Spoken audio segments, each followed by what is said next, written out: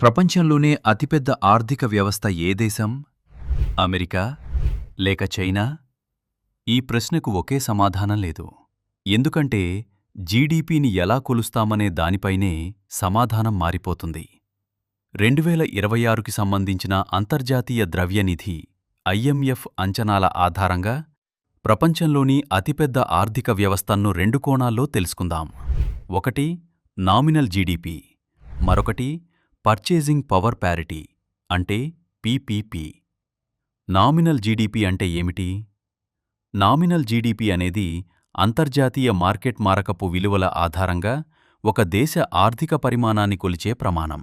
ఈ కొలమానం ప్రకారం 2026లో అమెరికా సుమారు $32.4 ట్రిలియన్ జీడీపీతో ప్రపంచంలోనే నెంబర్ 1 ఆర్థిక వ్యవస్థగా కొనసాగుతోంది. చైనా 2వ స్థానంలో ఉంది. పీపీపీ అంటే ఏమిటి? అయితే పీపీపీ కథ పూర్తిగా భిన్నంగా ఉంటుంది.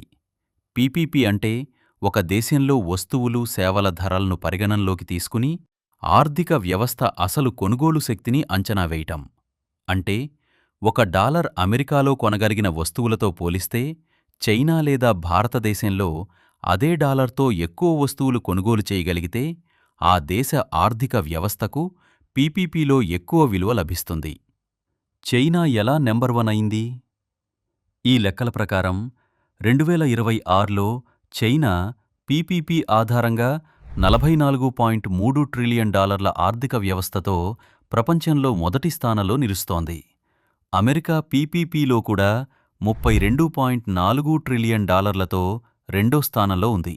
అంటే కొనుగోలు శక్తిని పరిగణనలోకి తీసుకుంటే చైనా అమెరికా కంటే $10 ట్రిలియన్ పైగా పెద్ద ఆర్థిక వ్యవస్థగా కనిపిస్తుంది.